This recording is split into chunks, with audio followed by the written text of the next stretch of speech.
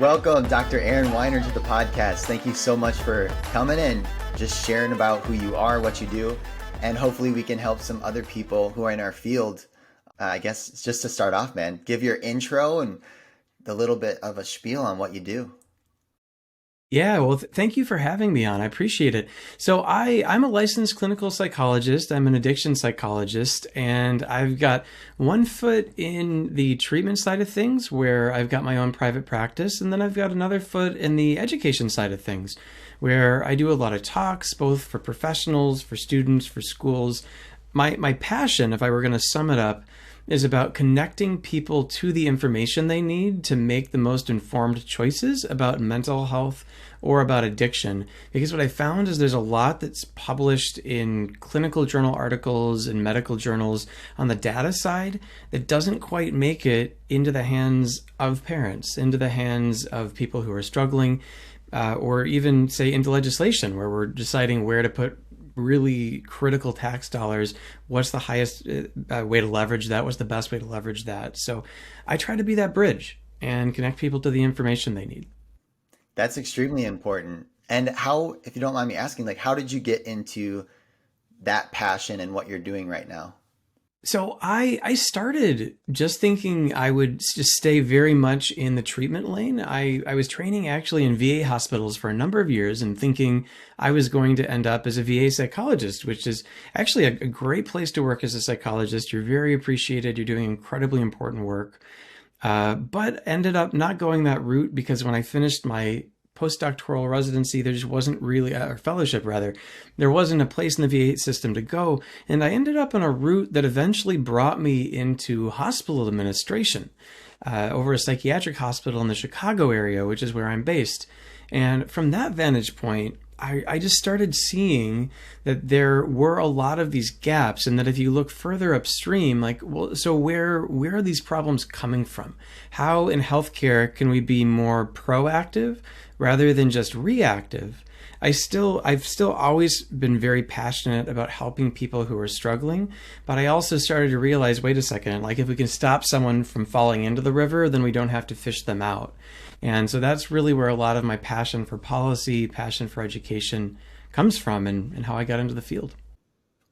That's really great and beneficial for people in our field to have someone like you who really understands the data and the other side of it where, people are in long-term recovery or treatment facilities, and then also being on the side of, hey, let's help people before they need to get here. They're both so important, and you have experience in both, which is really, really cool. I remember back early in my training, I had this almost like training whiplash where I actually spent the whole time in the alcohol and other drug office at the University of Illinois at Urbana-Champaign, working with college kids who had some sort of substance-related consequence. But then I went to the VA hospital in Danville, Illinois, where I was working in an intensive outpatient, and then also, I guess actually it was a residential treatment center, where you had these really tough on their luck folks who were just very far advanced down the addiction spectrum. And, I'm sitting there thinking like, wow, there's a lot of these kids who I'm seeing at school who don't realize you don't just end up 45 and in this hole. There's a progression, there's a path you walk down that gets you there. And if they could see like, oh, wow, like this is where this behavior is going to take me, maybe they'd have second thoughts. Yeah, and I think that's really where we want to dive in, as you talked about that progression. And our podcast is mostly about prevention. And so my question for you is, what do you think that students are facing today? That's, challenging, or things that they're going through that you're seeing, on a daily basis, or you're studying. Kind of talk to us about that.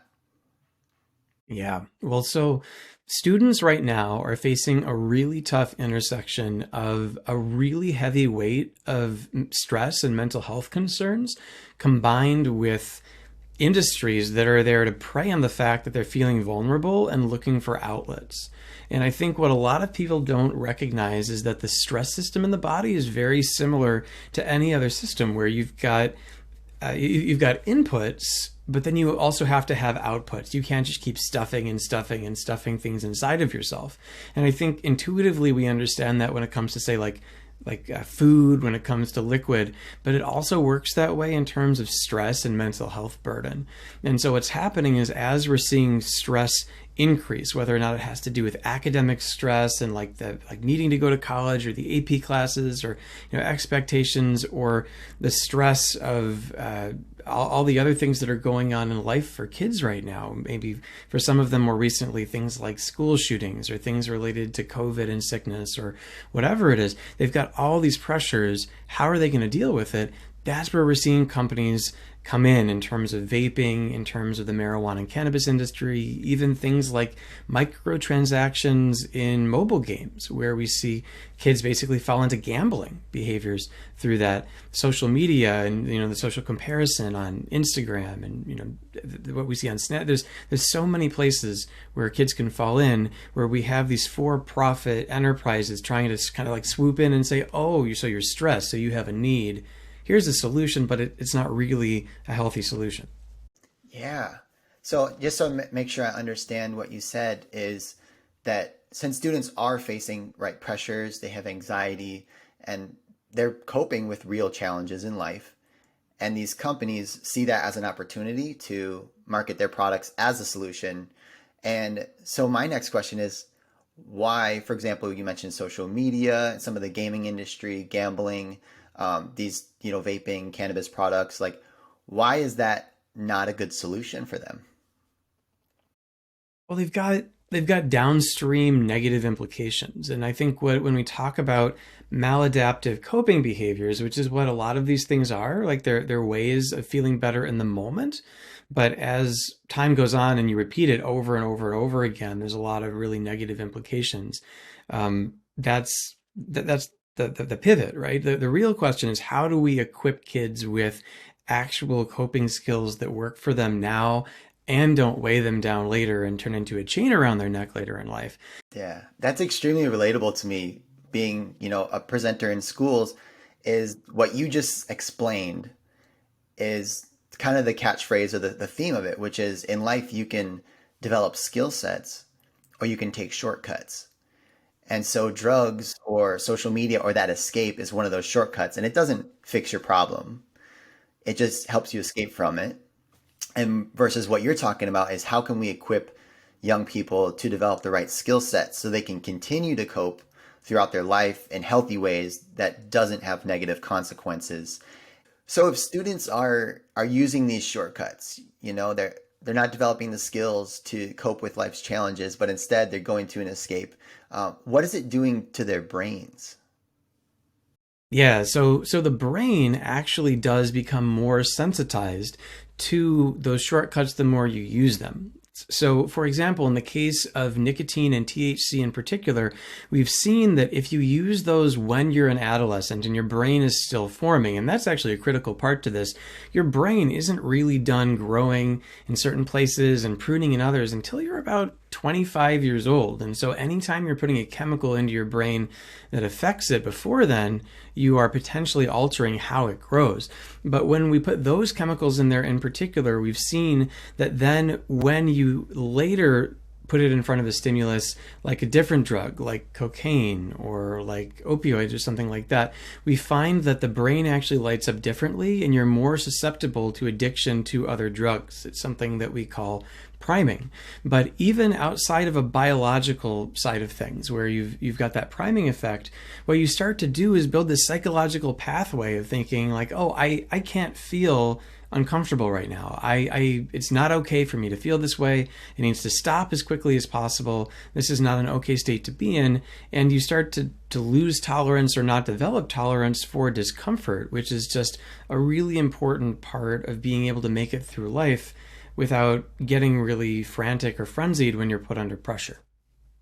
Wow. So you actually become less resilient to life's challenges because of the escape that you're using, or, the drugs, or anything that you would choose, because your body learns to take that escape every time. Yeah, I would say that. I don't think that's going too far out on a limb to say that the more you practice something or practice a response to something, the stronger ingrained that becomes. Which doesn't mean that, like if you were, say, to feel really stressed and use a shortcut, that all of a sudden you've just like taked your resiliency and now you're in a hole or something like that. Like so many things in life, it has to do with trends. But if your response, say, to a situation that feels challenging or threatening, or where you think you might fail, and so that feels really threatening, is to say run away or to shy away from it or to self-sabotage, so that you can be like, oh well, it wasn't because I'm not smart enough that I didn't do well on that test. It's because I stayed up all night playing Fortnite or whatever. Like that, you do that enough times, and yeah, like that starts to become what feels comfortable. And the idea of being more courageous or using a skill, or even just experiencing it and having like that pressure or discomfort be okay, that that starts to atrophy. Okay. So what do you think that students, and I know that you do work with students and parents and professionals, speaking engagements, courses, trainings, you even have a data package that people can basically get all the stuff that you nerd out about, right? Which is amazing. We need this. And you deliver it in a package to schools and different organizations who can use it. And so, what are some of those things in there, or even just one thing? Just one thing that you think, hey, if we can help students realize this, then we can potentially help them. Yeah. Well, I think so. Gosh, it's hard to pick just one. I think the most important thing that you can sell students on, though, is that these skills that you're talking about, like skill sets rather than shortcuts, that the skill sets actually work. And I know one of the tactics that I like to use most when I work with people on coping skills, I like to start with deeper diaphragmatic breathing, where you breathe in through your nose and it's almost like inflating a balloon behind your belly button, like true deep breathing. I think sometimes when people deep breathe, they don't do it right, and so they don't really understand how it should feel. But if you do diaphragmatic or deep breathing, particularly if you combine it with some mindfulness, but if you do that for even like 3 to 5 minutes, most people tend to find like, wow, like I feel more relaxed in my body. Like I actually do feel less tense now than I did just 5 minutes ago. And it's almost like proof of concept. Like, okay, like I can understand how like this is not the same thing, obviously, as like someone getting drunk, but I could see how this could be useful. I can see how this could make life manageable. And I also can understand how doing these other things has a lot of blowback, particularly again if you're a kid and drinking, say, could get you in a lot of trouble, not to mention impact your brain or cause problems as life goes on. You start thinking, okay, like I see, like it's not theoretical, I'm experiencing it. And so I think if I had to pick just one, it would be how can we really try to create these deliverables where a young person says, okay, like I get it. Like I see it, I feel it right now.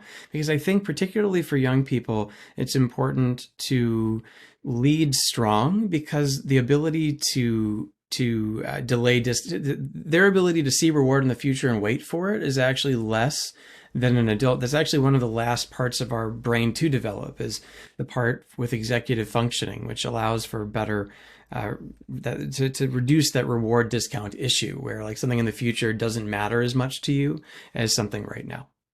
Okay. Yeah, that prefrontal cortex, is that the smart name for it? Wow. And you know why that makes so much sense to me is that, like when you were explaining just that simple exercise, is that you're creating an experience for someone. Like it's one thing to tell a student, hey, you can develop skills to cope with these challenges.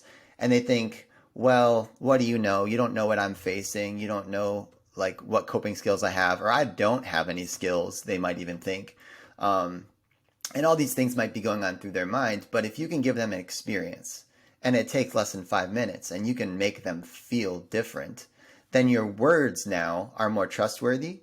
They've experienced it themselves. They don't have to go out on a limb to say, wow, Dr. Weiner actually knows what he's talking about. They're like, no, he told me something. I tested it out. Kids love testing us. And now it's proven it correctly. And now I can actually go on a limb. And when he tells me that it's brave to ask for help, I can go and develop these other coping skills, with with exercise or hobbies or being with friends, and it's going to give me an outcome instead of using a drug, or jumping onto social media or whatever it might be for them, that it gives your word more weight because they've experienced it with you. So I think that's fantastic. Yeah, I like to talk about the brain, particularly when it comes to stress. But I think even in greater, like if we broaden out a little bit, I like to use the image of a dog driving a car. And I have a picture I like to show actually during presentations. But like if you can imagine, you've got like this super advanced car, like a Tesla or something, and then you've got this dog behind the wheel. That's our brain because we have this really advanced prefrontal cortex, like you mentioned, that allows for this really intense, like abstract thought planning, task switching, all this really interesting stuff, all this really powerful stuff. But what's even stronger is our emotion brain, our feeling brain. And that's like the dog. It doesn't, and say it's a dog because it doesn't speak English. It doesn't rationalize. It doesn't logic its way through things. It feels. And that's why if you've ever been like really angry about something or you've been anxious about something, someone just like trying to reason you out of it, to talk you out of it, it usually doesn't work. It's like a pit in your stomach, right? Or a tension in your chest or a feeling of heat. It's not a rational thought, it's a feeling. And the language of our primal brain, the language of our limbic system, that's that dog behind the car side, the one that feels rather than thinks, it speaks in experiences, just like dogs do. Like when you're teaching a dog to learn to sit, it learns to sit not because you say sit, but because when you utter those phonemes, and it sits, you give it a treat. And it's like, okay, when I hear the word sit, I get a treat, I get rewarded. That's what I'm supposed to do. And that treat is an experience. And that's the language that part of our mind speaks. So if you can have someone experience relaxation, if you can have them experience a change, that cuts so much deeper on to that side of our reasoning than any amount of logic or any argument you could make ever will. Wow, that's fascinating. And like even the fact that it's becoming more memorable because it's emotional and hitting that part of the brain. Wow, Yeah. that's Yeah, cool. but you and I, well, so like you and I are both professional speakers, and one of the first rules of effective speaking is you have to evoke an emotion in your audience, right? Like why are you memorable? Because you make someone feel something. The same thing goes for music. The same thing goes for movies. That's because that cuts so deep into our memory. When you think about why do people like want to do something though? Like if say someone's in a position of stress, are they going to want to take some deep breaths? Are they going to want to go for a run? Are they going to want to listen to music? Or are they going to want to get drunk? How they make that determination has a lot to do with their experiences around those different things. And that's part of why when someone gets into a bad habit, why it sticks around, because their brain thinks, okay, what's going to solve this problem the quickest? How can I get out of discomfort quickly?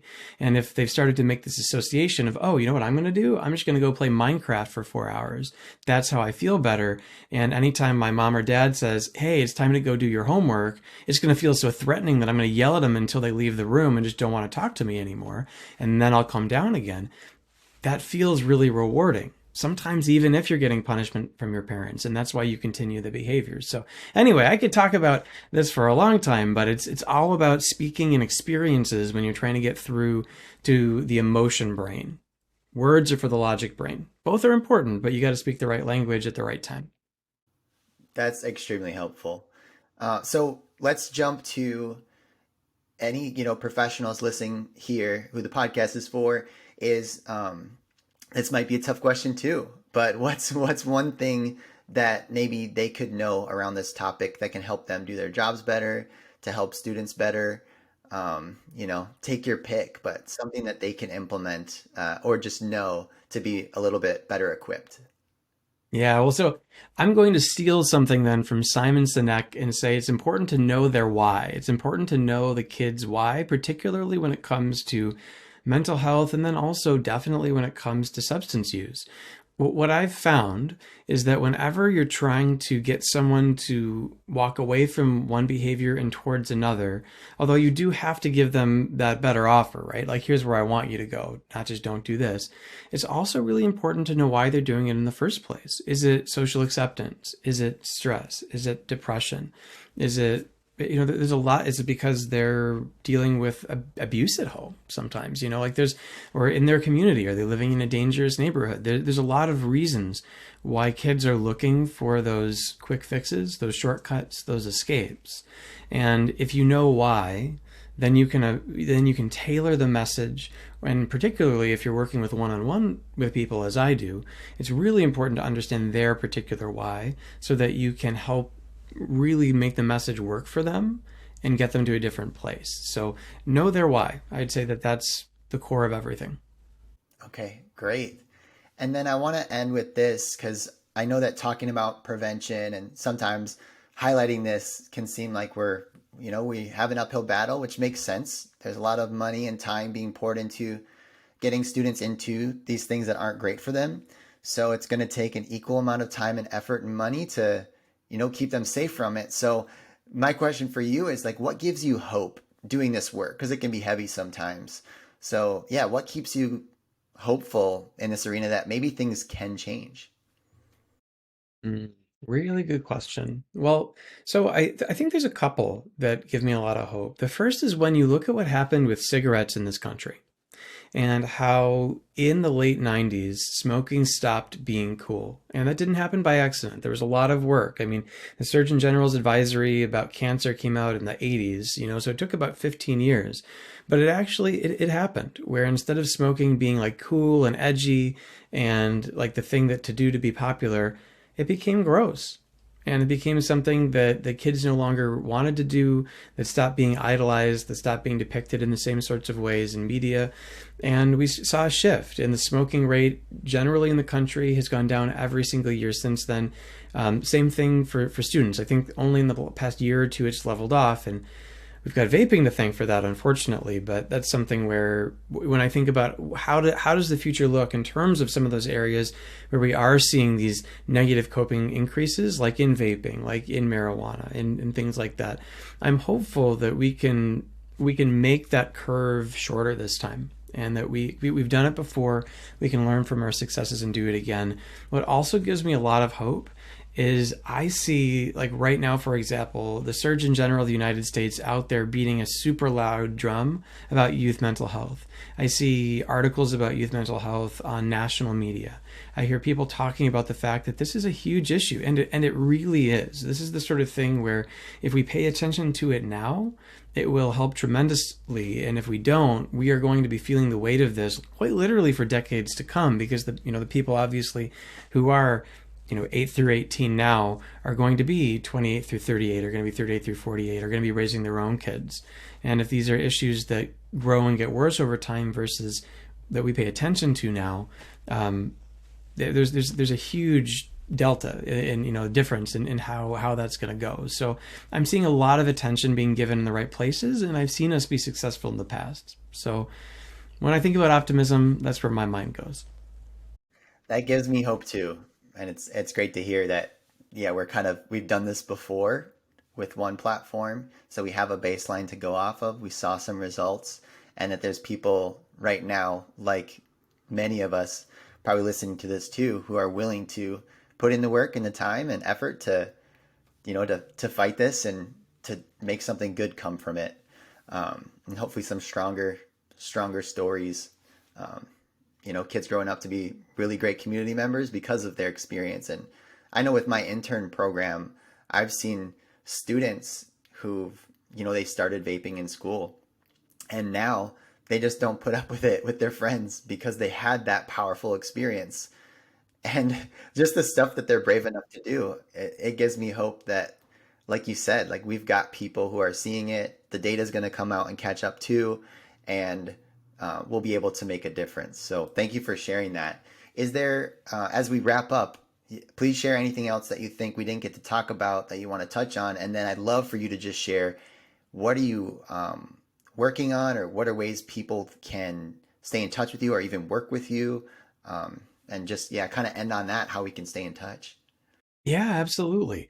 Well, I guess so. In terms of wrapping things up and ending, I'd say if you've taken the time to listen to this podcast and get to this point, you are probably very solidly in the camp of someone who wants to make a difference in the lives of young people. And so I just want to thank your audience for everything that they're doing. Well, Dr. Weiner, this has been really, really cool. I loved our conversation, and thank you so much for being on this show.